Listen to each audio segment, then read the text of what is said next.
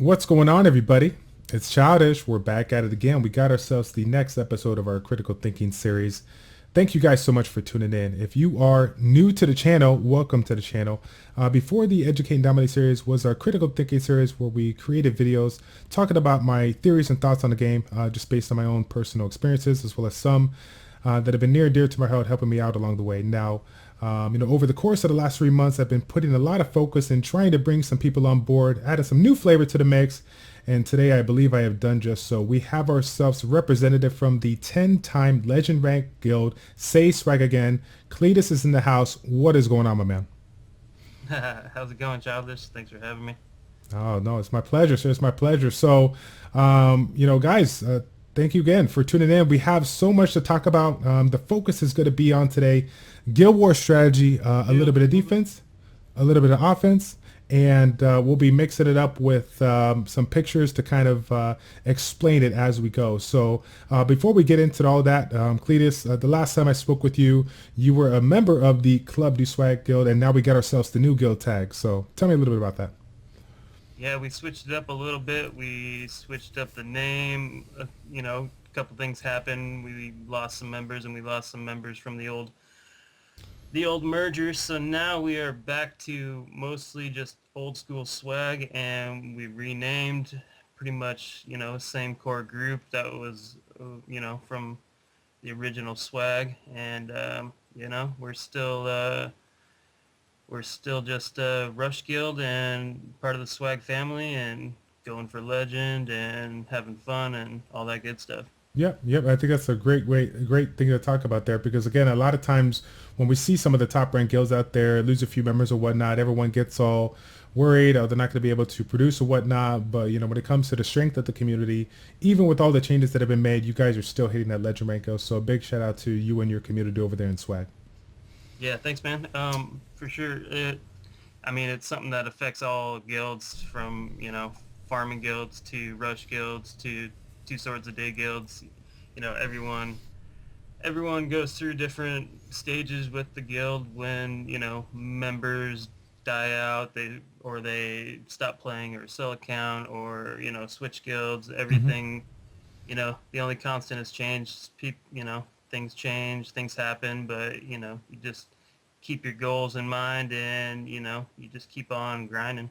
Yeah, most definitely, most definitely. So let's kind of get right into it here. Guild War strategy, we're going to be focused on the defensive side. So again, offense and defense, they go hand in hand. But when it comes to a top ranked guild, guys, what really separates them from the rest is their ability to win on the defensive side, getting some of those clutch points at the end of the night before the guild points are tabulated and the legend rank player is determined. So, first and foremost, Guild War defense, right? It is the second addition to the Summoners War game. We originally started out with that arena side. Now we have the Guild War side. I think one of the biggest mistakes that people make, and I believe you can agree with to me on this, is the concept of Guild War defense versus arena. How do we manage to be so strong on the defensive side? And I feel like being able to focus the best runes on the best units, what you hear talk about, over the course of so many videos out there, but more importantly, focusing the best runes on your Guild War defense units, that is the big focus. And it's really, really hard to build a great Guild War defense and maintain the arena. So, what's your take on that overall, Cletus?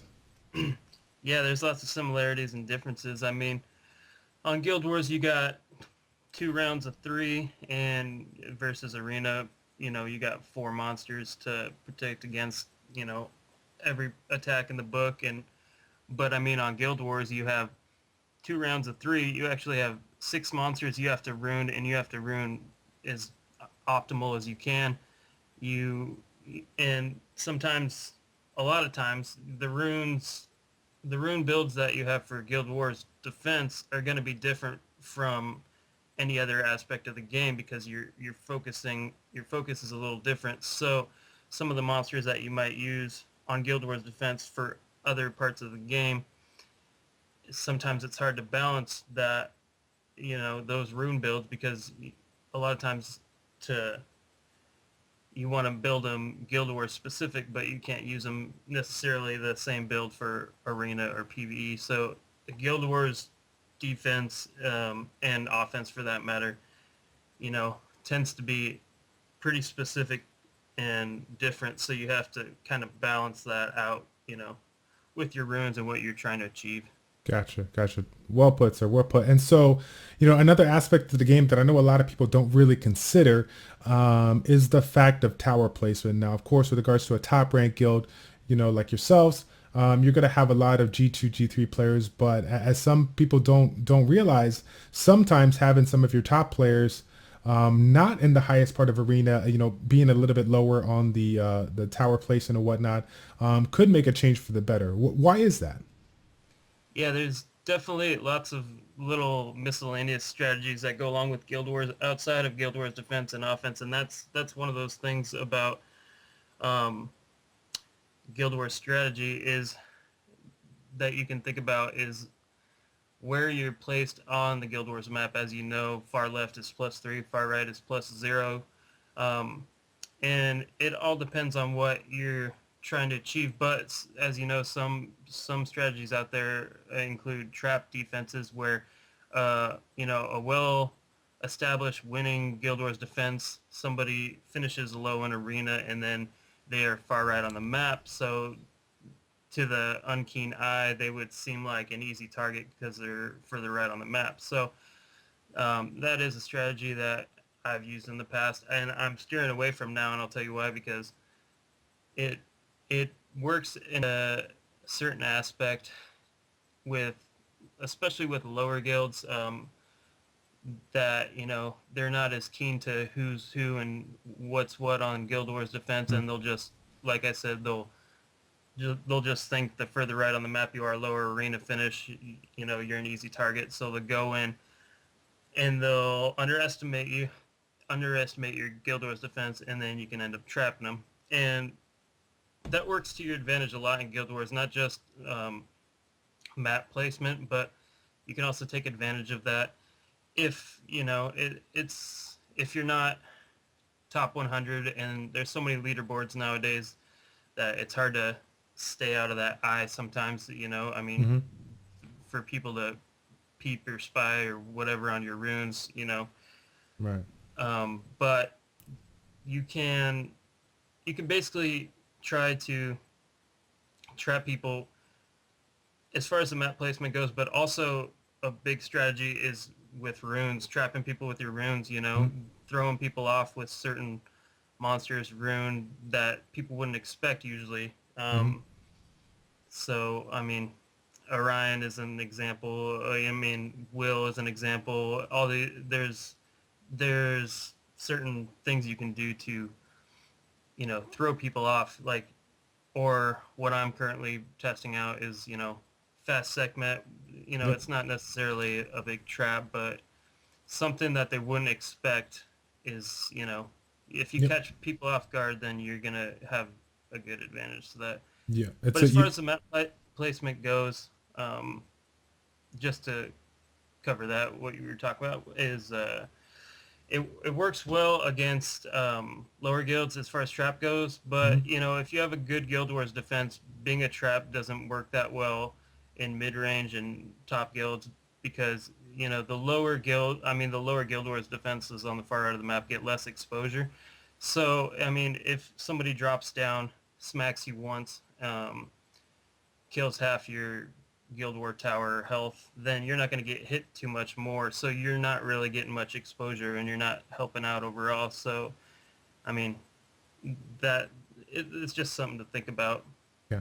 Yeah, most definitely. So just kind of adding into your trap defense, so to speak, you made a really good comment, and it's something that Reefy and Hypnotic Nick have talked to us in the past. If you caught Reefy's stream last week, is that concept of certain trap defenses and utilizing people that in certain builds that people are not too aware about. Now, of course, a lot of us in top 5 have seen some of these, so we're kind of accustomed to it. But with regards to setting up your composition to really catch people off guard, the swift set on the segment is definitely one to make note on. A lot of us have grown up with the mentality that Bernard is a key unit for so many aspects of the game. But again, if your focus is on Guild Wars and your Bernard is not one that you use on your common Guild War offenses or whatever, then possibly, if you don't have a lot of other options for secondary or third base Swift sets, possibly taking that Swift set on them and throwing it on Sekhmet, giving your Sekhmet 285,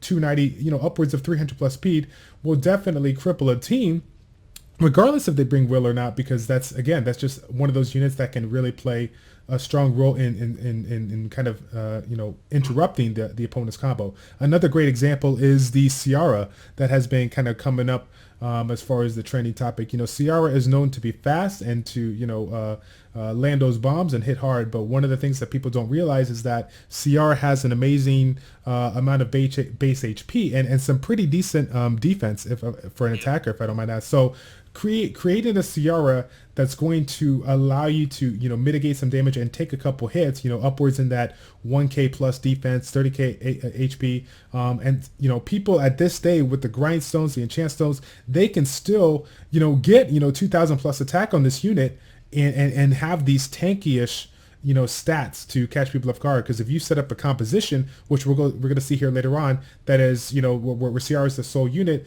then you might be like, oh, I can just snipe them, no big deal. But you might find that it's not so easy to do that if they have overall great effective HP. So as you guys can see, go ahead if you wanted to add to that. Yeah, it's funny you mentioned that, because that's one of the defenses I'll talk about later, and I do have Ciara. And you also got to think about the composition too.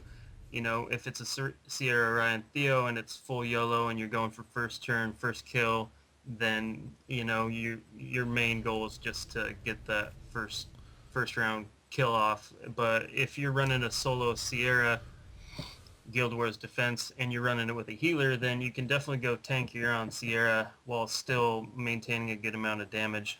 Mm-hmm. But yeah, we'll talk about more Ciara counters and stuff later. Gotcha. But the other thing I was going to add too about the whole trap thing is another thing you can do is running something swift or something super fast to catch people off guard without a speed leader. That's another thing that you can do, just a small thing that catches people off guard sometimes. If you're running a speed leader with some type of attack bar booster or initial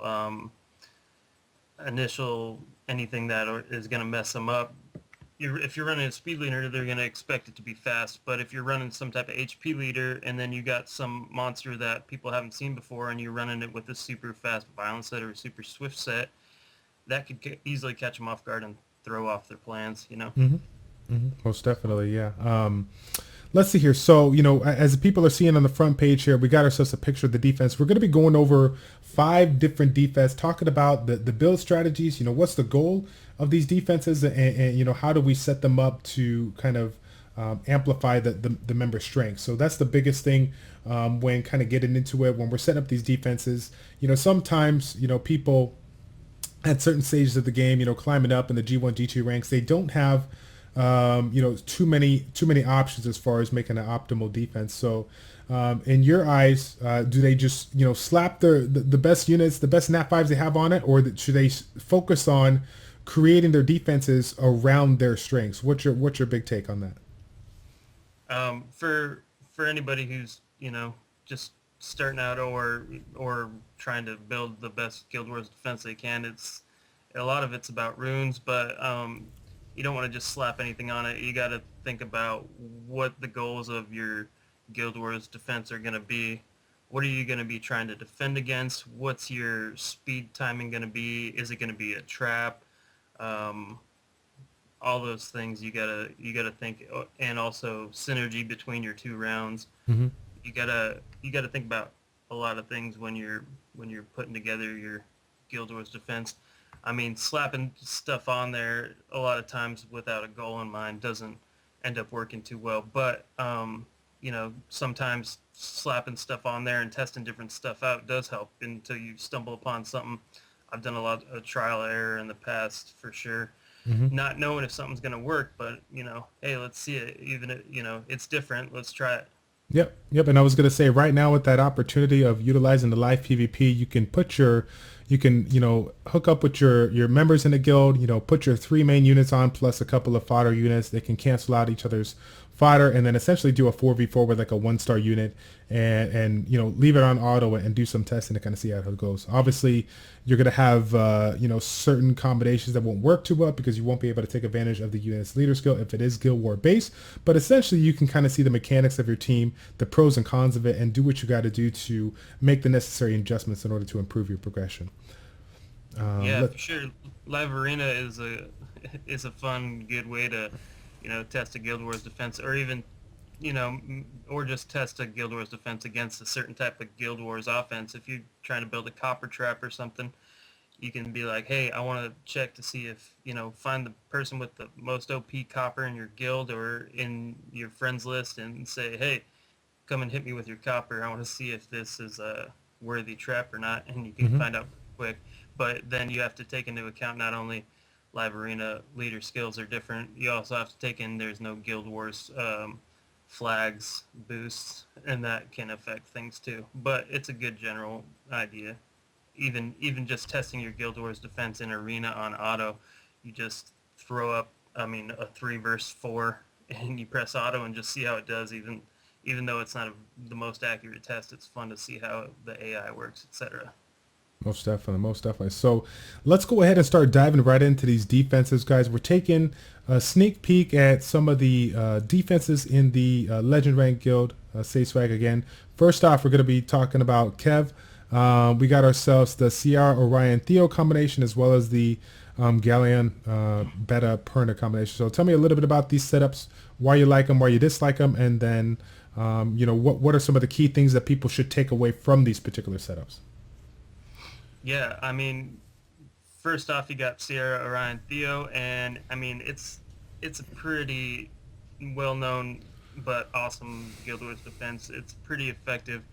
You know, Orion is pretty much a awesome monster to use on Guild Wars defense. If you have him, he's great to pair up with, you know, lots of teams, tank, speed, YOLO, whatever you're trying to build. But Sierra Orion Theo, his main goal is to get first turn.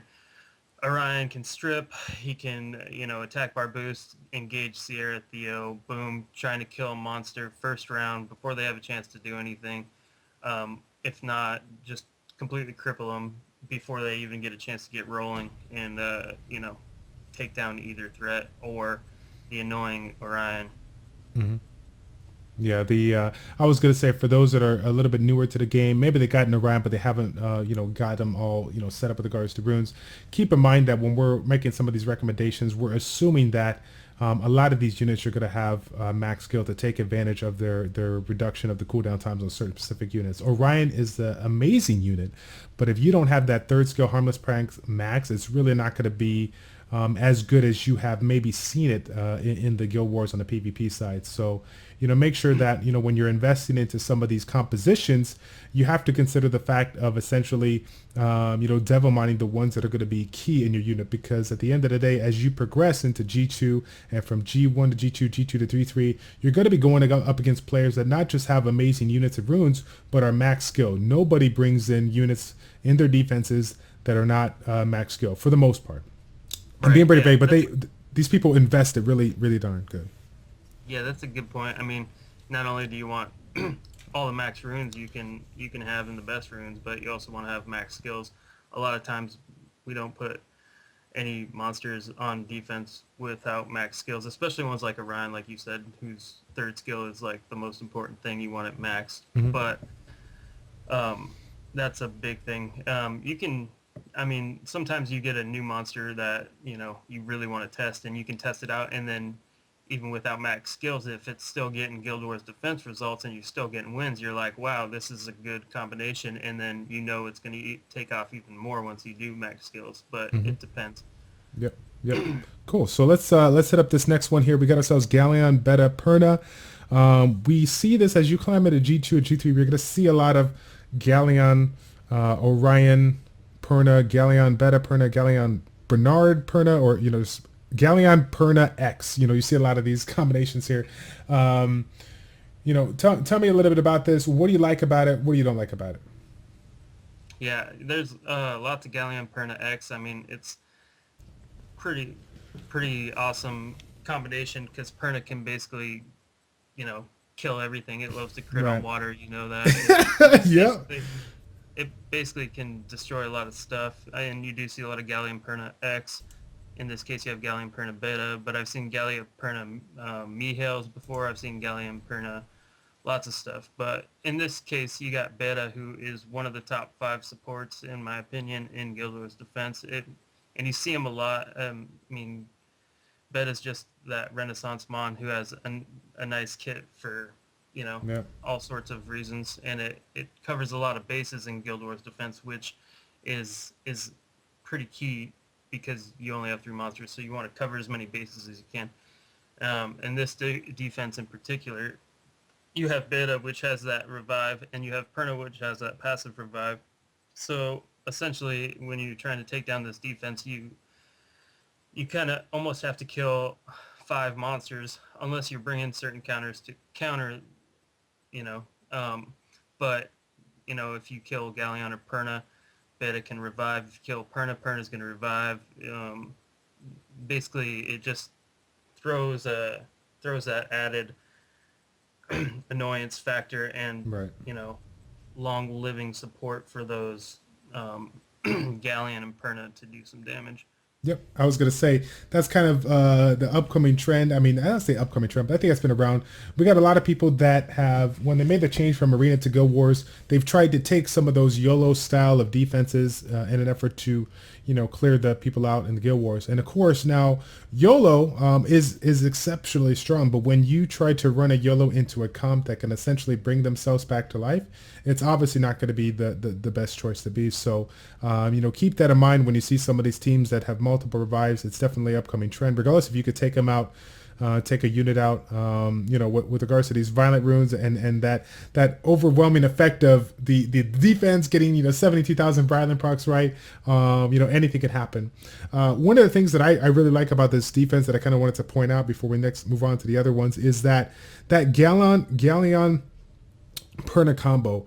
When analyzing a particular defense, don't just look for the unit that seems to be like of the utmost importance, right? When we think about this composition, we look at Perna, we're like, okay, I understand that Perna can one-shot somebody like no end, and so maybe I should focus it on right now. But what you guys don't understand is that sometimes people bring units, like Kleedis was saying, that play a different kind of role in an effort to do what they're trying to do. So for example, Galleon is known as a support-based unit, but what some people don't realize is that Galleon's damage multipliers are pretty darn good. So you have to consider the fact that Galleon is just as important of a threat as Perna is.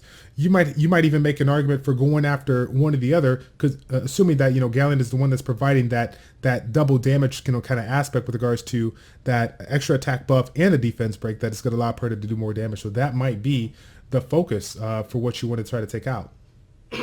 Yeah, depending on the runes, Galleon's been known to crit for a pretty big amount, do some quite a bit of damage for support. So it's definitely got that dual threat of Galleon and Perna, even though Galleon's, basically a support. Yep, I was gonna say max skill. Mine is I run a speed attack HP Galleon. 25k HP, only 1500 attack.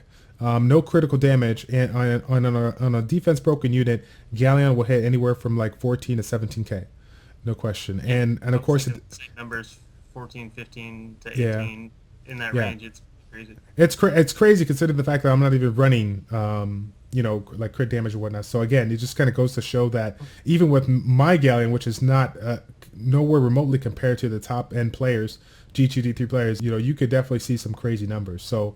That's the thing. I mean, you can have a semi-YOLO Galleon, and he can do some damage while still having a good amount of HP on him. I mean, you can definitely. That's one good thing about him is you can have benefits of both without sacrificing too much one or the other. So nice. Right. For sure. All right. So again, we got ourselves another fan favorite. This is one of the ones that I like to attack in the Guild Wars because I have a composition that can counter it. We got ourselves Ariyuki leading off with a Theo, Hwadam, Trasoon, and then of course we're following up here with that Chiwu, Ritesh, and Beta combination. So this first team is definitely one that you will see time and time and again when people do have that are fortunate enough to get the Wadam. Tell me about this particular composition. What do you like? What do you don't like about it? Well, start off with the negative maybe. I mean, with Wadam Theo Chasoon, you have a single damage dealer. On the last defense, you noticed he had double damage dealers on each round, and he, it was pretty YOLO comps. I mean, they kind of synergize well because each round both had a YOLO aspect to it. Now Ares, not too much negative about this. It's a great defense, Mm-hmm. but I mean, another thing too is it's very common. So people have over time learned to adjust and counter these types of defenses, but they're still good defenses, and they can still catch you off guard and have that RNG factor, which we all love, right? When Yep. it's in our favor. Yep, for But sure. so, um, but basically the idea around the defense is he's got the single damage dealer and single threat Theo, and he's got supports built around it to basically keep that Theo alive until that Theo can, basically just wreck the other team. Right. Wadam's passive is pretty powerful, and Yep. Chasoon's one of the best healers in Guild Wars defense. I mean, plus that attack buff, etc. Attack buff is great. I mean, any buff you can get on your team and that they have to bring a counter to strip is going to, take away from whatever they're trying to do. So Sure. Sure. self-buff, so always help, and Chasoon's just an awesome healer. So Yep. And she if I can keep the team alive while they're trying to kill Theo or Wadam. Right, and if I remember correctly, the endure buff on Theo will not proc unless Wadam cannot keep him, at bay. Like even if he gets like the 0%, Wadam's going to give him the heals before his endure procs off. Is that correct? Well, I mean, with Theo, you're gonna proc the endure before you're gonna do anything else, and that's the nice thing about Theo. He's got that added extra turn before he can die, before you can kill him if you don't counter his passive at all. So once you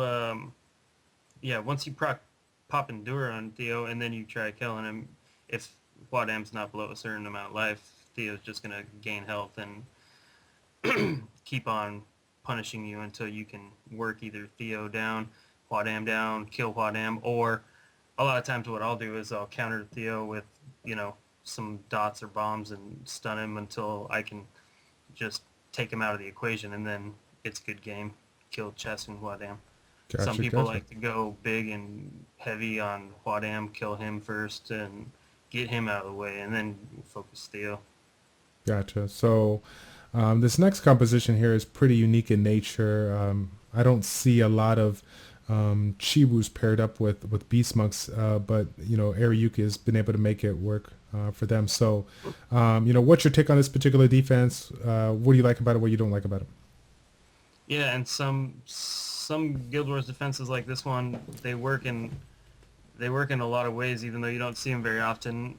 They got a lot of things going for them. I mean, it's a pretty cancer-looking defense. When you're looking at Chibu Retish Beta, you're like, oh my gosh, all these awesome units, oh my gosh. But, Chibu's got Speed Leader, Universal Speed Leader, works in Guild Wars, it's great. And then he's got the AoE strip.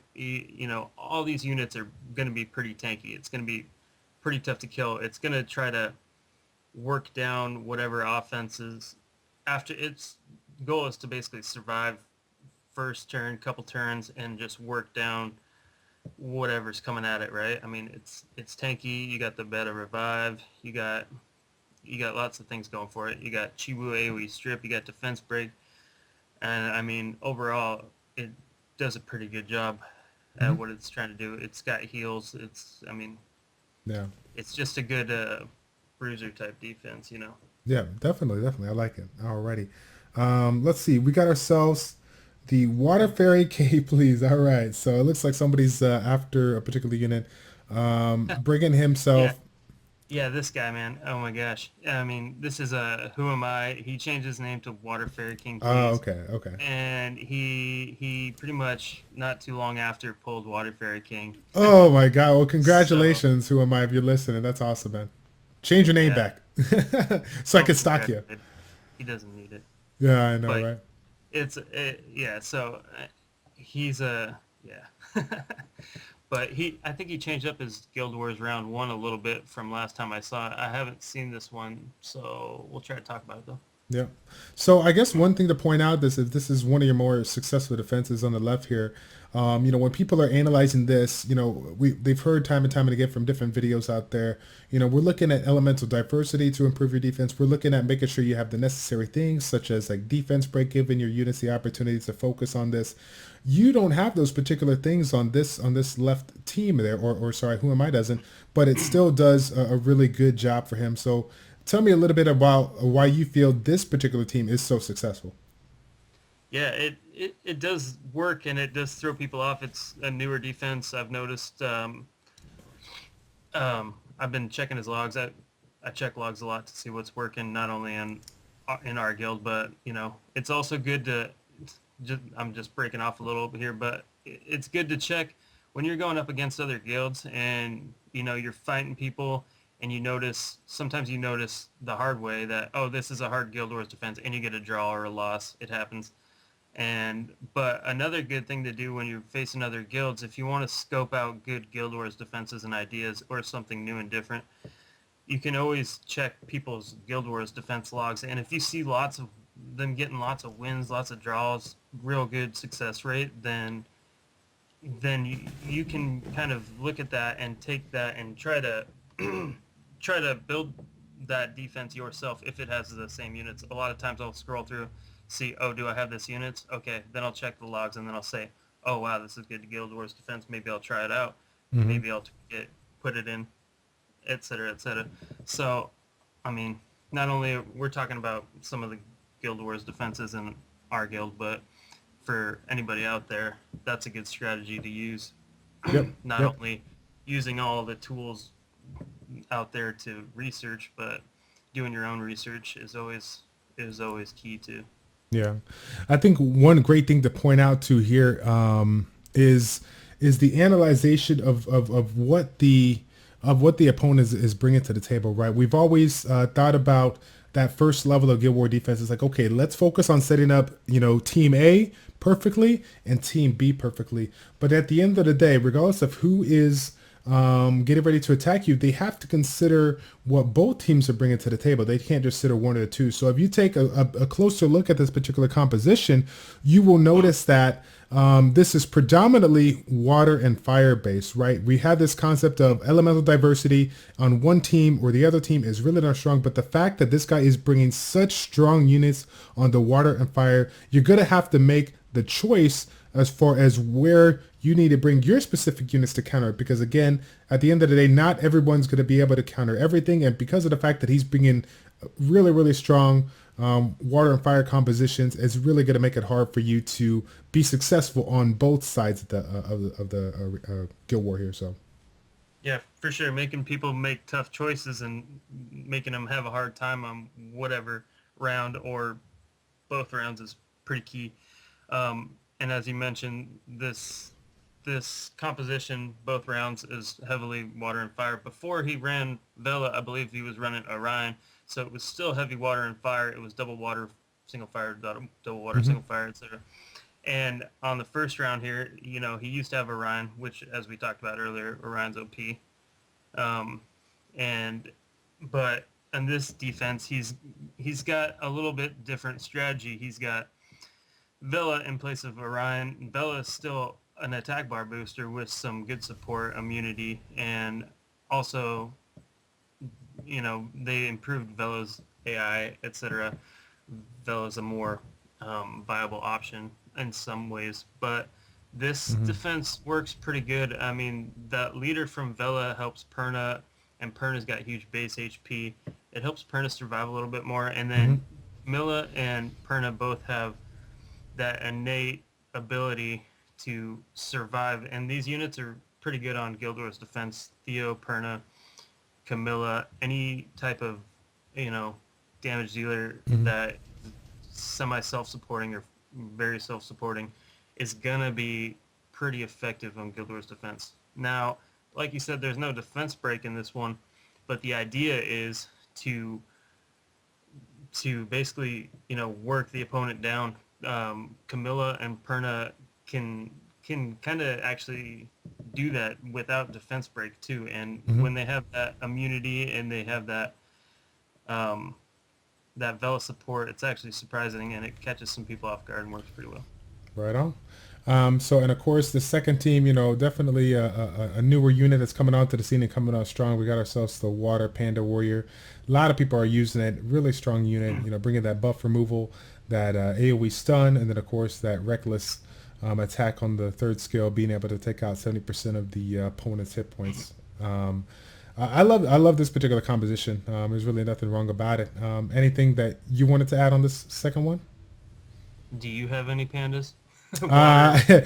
yeah, For my Guild Wars defense, they're pretty awesome. I even want a light and dark one to test those out because they seem awesome too. But I mean, Yeah, I actually have the fire one, and I have a duplicate too for those viewers that have watched my summoning sessions. I did a little rage summoning and summoned a fire panda, but we thought it was like a water or wind one. uh, So it just think of the frustration that came after I saw the element. It was pretty rough, but that being said, it's all good. It'll sit there, for whenever I get one. If I'm ever blessed with one, I'll be able to skill it up. So yeah.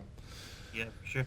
Or just save it for skill ups for your future water wind panda, right? Yeah, that's what we're hoping for, right? That's what we're hoping for. So, So um, yeah, those units are pretty awesome in Guild Wars defense. They're some of the top units, especially Wind Panda. Wind Panda is pretty OP, but Water Panda here is great too.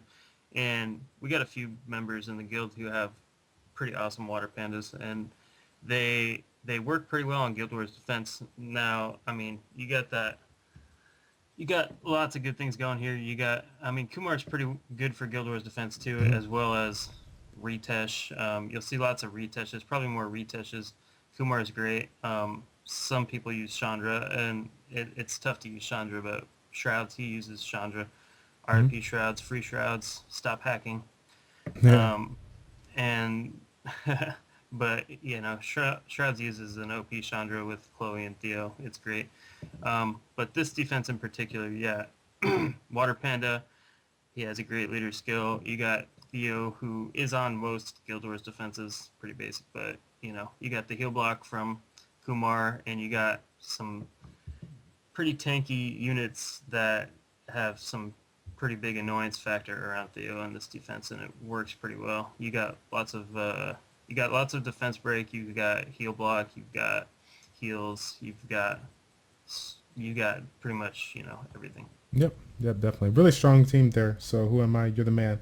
I think we may or may not know this guy. I'm not too familiar with him, but I think this is Yeah. another legend rank player here, Fetus.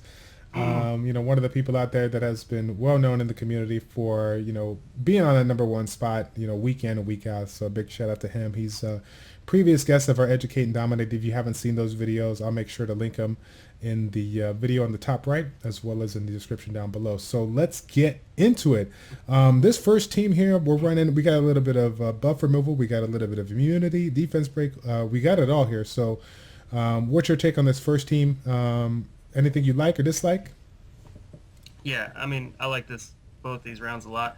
I wanted to feature Scat's defense because a lot of times when you're more well known or you got that high exposure, you get hit more, you get your runes spied on, people know your units, et cetera, et cetera. But at when you're looking at your Guild Wars defense logs and stuff, to see Scat having good success with these rounds is quite a testament because he's getting hit by some top people in top guilds, and people are focusing their strength on him because they know he's a little higher up. So when you see Guild Wars defense results rolling in, you're like, okay, well, they found something that's working pretty well. So definitely wanted to feature this one. The round one here, round two is definitely very powerful. We'll talk about it. Round one is pretty strong in a couple ways.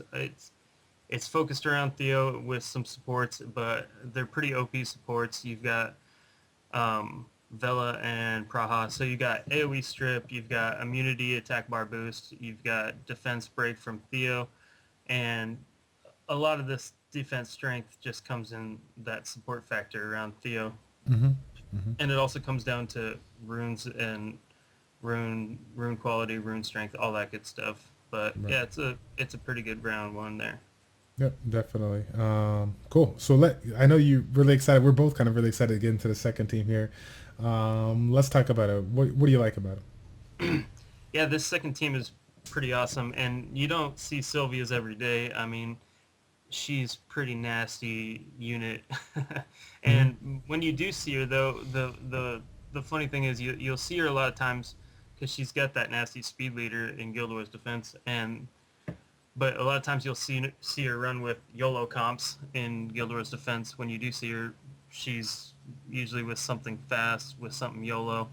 But here he's got it paired up with Ritesh and Perna, who we talked about earlier, are Mm-hmm. pretty OP in their own rights. But it's a little bit different take on a Sylvia defense, and it throws people off, and it works pretty darn well. Yep, that's very good. And so a couple of things to point out, kind of on both ends, from what I'm seeing it. Actually, let me take a step back to kind of go back to the first one here. When we're looking at a composition like this, I mean, you kind of understand at this level of the game, people are going to be rocking that will. But as you can see, he has a couple of different options for leader skill. He chose the resistance factor. And again, Mm-hmm. not everybody and their mom has a Tiana, right? And so Right. if we're looking at creating a composition that's going to essentially play a little bit more of the longer game, then considering the concept of resistance is not actually that bad of an idea. While the Theomars having him as a critical lead can improve the damage of Villagel, giving him an opportunity to crit. He has some good multipliers when he's spec'd right. The resistance factor, I can see why he chooses resistance over the others. There's this concept of effective HP and trying to land, clutch harmful effects in an effort to take out a unit is going to be pretty darn hard. If you have a higher resistance, regardless of what we say about resistance, it's good or not good, it still puts that RNG factor to it, similar to like an Orion. So keep that in mind when choosing your leader skill. With Yeah, regards, and resistance works great. I mean, I've seen lots of Guild War videos and stuff attacking certain Guild Wars defense where they're like, "Wow, why is everything resisting?" And one or a couple of resistances can totally screw up your plan. I mean, and then you look back and you're like, "Damn, why is that over resistant? I mean, that resistance so powered up, it totally screwed me up." In this case, you got the resistance leader, but just having a decent amount on your resistance can definitely screw people up. But it Mhm. works well too, yeah. Yep, and then looking at the second team, we see a couple of two different units that are relatively hard to kill in nature. You got a Wind Beast Monk that's going to be pretty tanky. You got a Perna that has 2 lives, and so when we're looking at this composition, obviously you're going to have to figure out what's the most important thing to kind of go after first. And while some may want to focus on Sylvia because like they would assume that maybe she's squishy or something like that, considering at how Scaphetus portrays his team and where the value comes from this particular unit, you got to consider the fact that he's going to make it exceptionally hard for you to take it down. So keep that in mind, guys, when you're trying to decide which unit you should go through first. The person that they know, the person that sets up their defenses, knows exactly what you're going to be thinking, and they're going to be creating their defenses built around that. Their goal is to entice you to bring you in, and once they brought you in, it's done. It's a trap. So rest assured that this Sylvia does not have 12k hit points, right? That's just flat out there. I want to put it out there because again, I It know does. we're It does. It has 12k hit points, guys. Hit it. yeah, hit it real hard. So, and I bring this point to you because, of course, the people that are G2, G3, they're rolling their eyes right now, like Childish. We already know this stuff, but again, we have a wide variety of people checking out this, and they might be familiar with, or they might have been fortunate enough to get the Sylvia, and they're trying to work it into the defenses. Consider the fact of what your team looks at. How you portray your team to the opponent, and make sure that if you have a unit that's going to be the primary focus, that you do everything in your power to keep them alive, assuming that that's how you're trying to build your team around. I don't have anything to add on this one. Anything you wanted to add on this one? Yeah, real quick, just one little thing. On that round two, also, the other nice thing about it is that even if they kill Perna, who's going to be the biggest threat, it still has threat potential outside of Perna. It's not really a single single damage dealer threat type of defense, because Ritesh, as you know, can do a lot of damage, and you got that wind fire balance there, and if you can't kill Ritesh or Sylvia, then you're gonna have a tough time. Even if you take out Perna, you can still get wrecked if you don't bring the right team. So it's definitely nice. Right on. Alrighty. Last but not least, oh my god, hey, I know this guy. Who's this Look at guy? that horrible Guild Wars defense. Oh man, look at that crappy ass defense. Holy cow. No, man, no. We got some good stuff here. So again, if you saw from earlier today, we were talking about, creating a composition that is unique in nature, not something that people generally do. We got ourselves his first defense, Sierra Praha Sekhmet, and then of course a very common defense that still, regardless of how common it is, does exceptionally well, Veramos Orion Kumar. So I think the more exciting one to talk about is obviously Sierra composition. Tell me a little bit about your strategy and how it's become so successful for you. All right, yeah. I mean, I won't talk about this too much, and I wouldn't rank my current defense up there with those other ones that we were talking about earlier. But I'll just talk about it to, just basically tell you my thinking on it and just what I'm working with right now and testing out. The first one's I've been testing out. The second one is kind of a more common one, but still effective. But to talk about my first defense, as we were talking about earlier, you got Sierra, you got your speed leader, and basically, so anybody listening to me right now is gonna have a pretty easy time. But you have this. I'm running Swift's Sekhmet, and I've run Super Fast Violent before, and Super Fast Violent's effective and fun in multiple ways. But having that fast, swift Sekhmet going first with that speed leader can really mess up people's plans, whatever they're bringing, with that reset cooldowns third if they use third first. Swift brings a little bit more RNG factor to the mix, so because if they don't use the skill you're wanting them to use, it's not going to work. It's not going to work like you want it to, right? So I mean, Violent's better in that regards, because if it derps on the first turn, it can always save itself. But yeah, it has that first turn factor to definitely mess things up. And you've got and Sec has a strip. You got fire and water strips. Pra AOE strip. I want to set up my Sierra to just bomb and kill. And I want Sierra to stay alive, so I have Praha in there too for the heals and all that good stuff. And I mean, another trap too would be if you wanted to build a semi-damage Sekhmet too. Sekhmet has some pretty decent multipliers and can do some damage for sure. So it's definitely a nice balance there with the wind and the and the fire. And another thing is Sekhmet is another one of those top supports in Guild Wars defense and everywhere that has a nice kit, has that defense break AoE, has all that good stuff, attack break. Attack break and all that. So it definitely, I don't know. I've been having decent results with it so far. I might keep it. I might switch up my round 2 because it's a little played out. The first one's working for now. I'll probably rock it till it dies off a little bit. But sure. Until everybody sees this video and it's like, oh, now I got to change it, right? Yeah. I mean, these are different rounds than I usually run. I run a lot of Sierra Orion Theo, Sierra Orion Perna, I'll even run triple damage dealer, which I didn't showcase in this one, but sometimes I'll run Wind MK, Theo, Perna, or something in that nature where it's like, oh, you got 3 damage dealers coming at you that are self-supporting, so you're like, oh crap. But I guess, do you want to talk about round 2?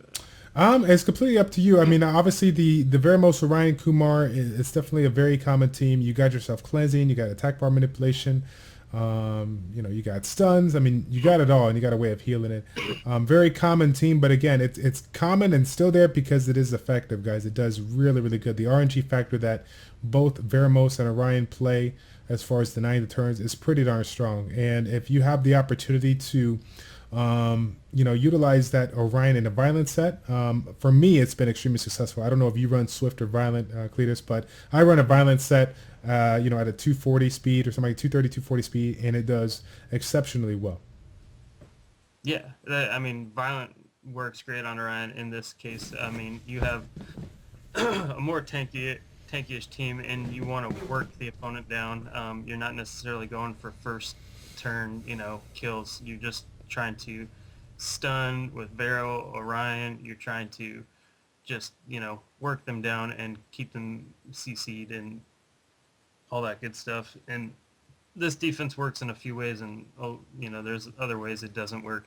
There's Mm-hmm. no speed leader for Orion, so you can either run Swift and it's super fast Orion and still try to get that first turn in, because a Mm-hmm. lot of times people are going to hit this defense and they're going to see that you have no speed leader. They're going to try to outspeed you, and they're going to try to basically just destroy you on round one. Um, and you can bring certain runes to counter that, or help counter that. But yeah, this team works well against um, you know works well against like cleave comps and whatnot. But unless they're bringing Will Shield to counter Orion, which we didn't talk about too much, but that's another thing. Yep. Bring in Will Shield cleave comps against Orion, especially YOLO Orion comps, can definitely counter those. But um, yeah, and I would just hit this with Galleon, Orion, Teor personally, and Yep. just destroy it. But Right on. I mean, uh, there's some ways to counter it, but there's lots of ways it can work in your favor too. So. Yeah. I like it too. A lot of us that are top end is like, dude, you're struggling with this, dude. Just Zyros it. It's no big deal. Just tail it, whatever. Just Yeah, wait, yeah, what's wrong? Can't you take it? Just use your tail. Just I was like, oh, we don't have Zyros, dude. But no, yeah, it's definitely a struggle for some of the people that are climbing up. But needless to say that there are multiple ways to counter it, which I think we're going to probably be talking about here, our last topic of today. I know that this has been more focused on the Guild War defenses from the top end things, but in addition to knowing what makes a good defense, Cletus is very, very knowledgeable on Guild War offense and some of the common Guild War offenses that people can utilize even to this day. So, what are your favorite common like Guild War offenses you think, and what? Setting me up with the Guild Wars offense knowledge. Yeah. I'm I'm not the best on Guild Wars offense, but I could talk about a few things for sure. I use quite a bit of my strategies revolved around getting turn one and trying to get that first turn kills in with Mm-hmm. that that's another thing. I mean, Guild Wars defense and Guild Wars offense.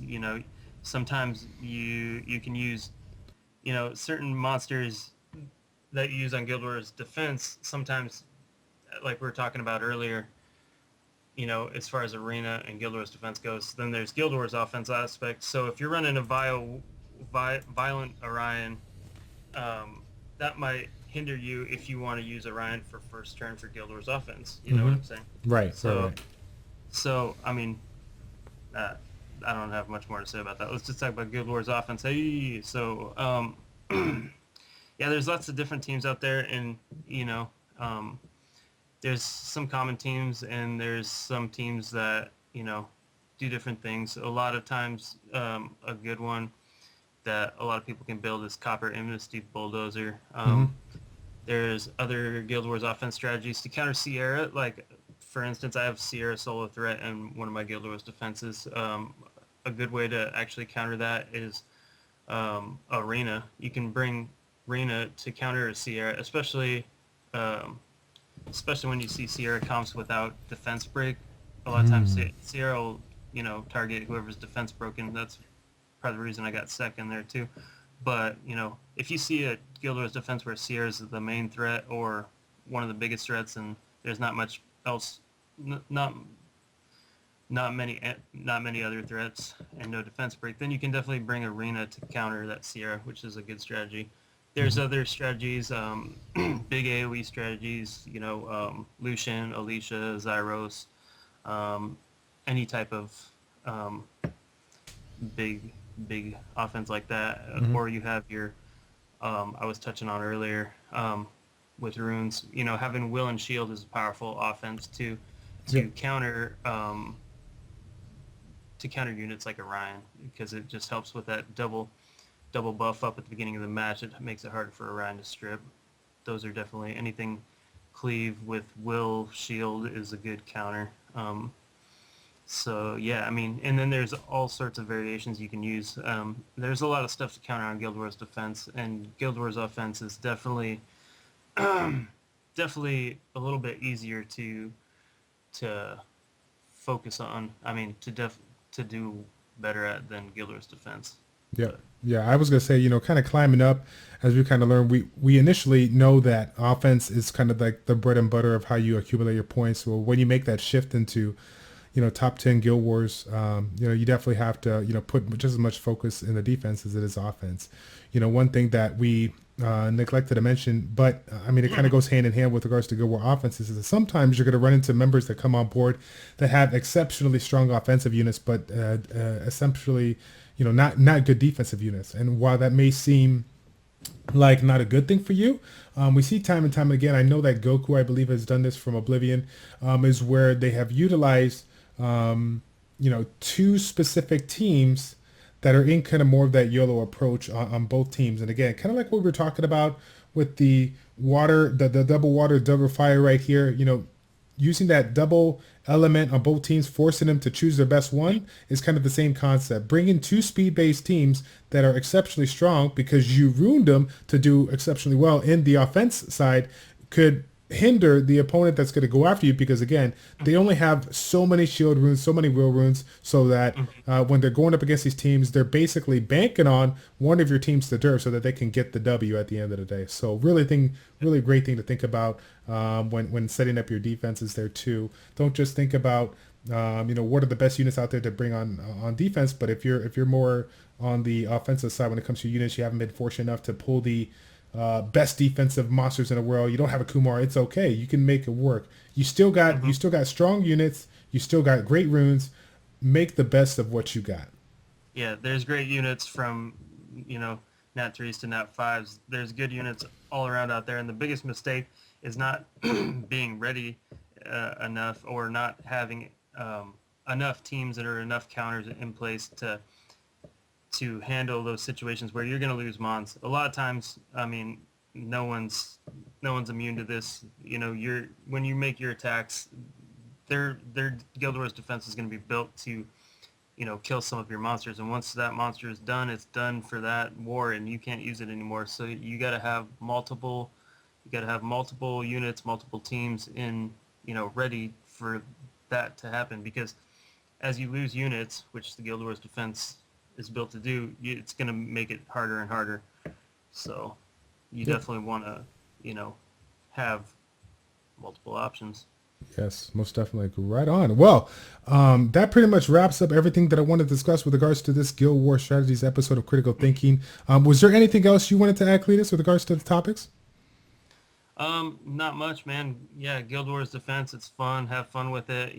Test different stuff. Do your best. Don't get discouraged. I mean, a lot of us, as you know, I mean, it's Guild Wars defense is tough. Don't get discouraged. Just keep trying to get better. Try to keep track of your logs. Try to see what's working, what's not working. But Right. don't get discouraged if you're not getting good Guild Wars defense logs, because it happens to a lot of us, and it's hard to build a good, solid, decent Guild Wars defense. It takes time, and just keep on testing, keep on working things, keep studying, Yep. all that good stuff.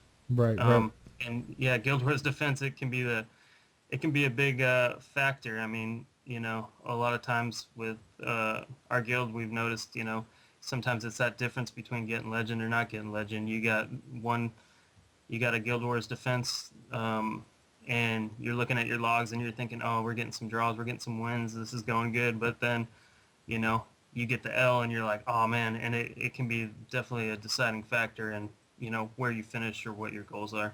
Mm-hmm. It's a pretty big thing to focus on, and yeah. But like I said, have fun with it, try different things, and, don't get discouraged. Just keep on keep on, keep it on, keep on. Keep it on. Yeah. So I think that the only thing that I kind of wanted to add on my side is you made a good point about don't get discouraged on the defensive side. You know, we forget to consider the fact that while we may set up a composition that might not be as successful as you may have seen. Keep in mind that these compositions that we set up sometimes with these double threats plus Orion, whatever like that, have the opportunity to cripple their team. And if you take out one of their units in a main composition that they utilize, that is a win. Regardless if it shows you on that defensive log or not, when you force an opponent to choose a different team, a team that is not ruined as well as your primary teams, that is a win because you're making them gamble with certain situations that they're not accustomed to, and that could have forced them to make unnecessary mistakes. So again, guys, don't take it. Yeah, don't get discouraged. You can definitely do well even if you don't have that quote unquote utopia of units. There's many ways to get around your opponents. So yeah.